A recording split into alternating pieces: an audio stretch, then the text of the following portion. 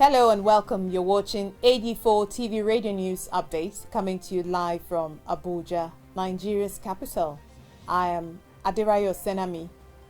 Europe has announced its partnership with the United States of America to overhaul the World Health Organization, WHO, as a top European health official, said Europe shares similar concerns that led Washington, D.C.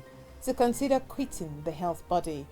The official said Britain, France, Germany and Italy are also discussing WHO reforms with the United States at the technical level.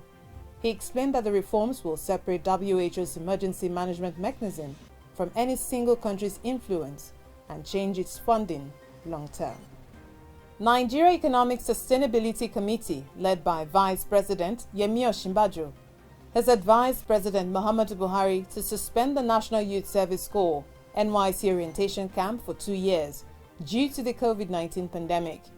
The committee recommended that deployment for primary assignments can still go on despite the suspension, with the implementation of virtual convocation ceremonies and issuance of certificates in a bid to continue the progression of education.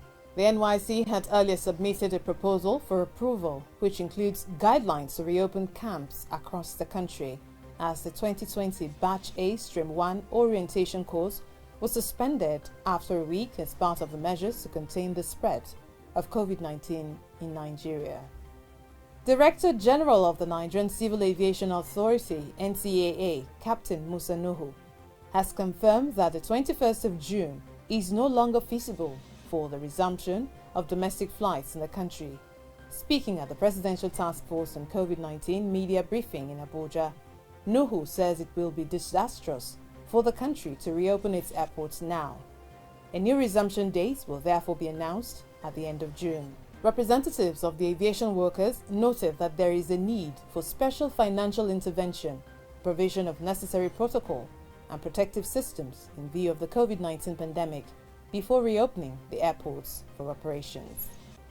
Meanwhile, the World Health Organization, WHO, has declared Nigeria polio-free following the completion of documentation for the free status. The United Nations Health Agency stated this on the official Twitter account of its regional office for Africa in Brazzaville, Republic of Congo. Executive Director and CEO of the National Primary Healthcare Development Agency, Dr. Faisal Shuaib, described the documentation as historical. The Minister of Foreign Affairs in Nigeria, Geoffrey Onyema, on Thursday said 50 Nigerians have been evacuated from the Islamabad International Airport, Pakistan, and are expected to arrive in Nigeria on Friday. Similarly, the Nigerians in Diaspora Commission, NIDCOM, says 15 repatriated nationals have also departed Paris to Lagos this Thursday. But take a break now. When we return, Kenya records rapid rise in teenage pregnancy.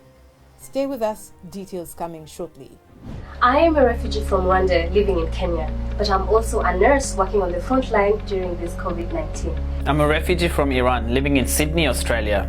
I'm also a civil engineer running online series of live conversation with doctors for the community. I'm a refugee in Ghana, but I'm also a nursing student. I help my community to stay safe by sharing useful information on COVID-19. I'm a South Sudanese refugee living in Nairobi, but I'm also a communication officer giving timely and verified information on COVID-19 to my community. I'm a refugee from Burundi living in Rwanda. I'm also a refugee college guidance counselor providing support to refugee students during this pandemic. I do it for you. I do it for you. I do this for you. I do it for you. I do this for you. I do it for you. Welcome back. You're watching AD4 TV Radio News Updates. Kenya's Health Ministry says there's been a major rise in teen pregnancies since the COVID-19 lockdown in March, as over 4,000 teenage girls in one county have been reported pregnant since the beginning of the year.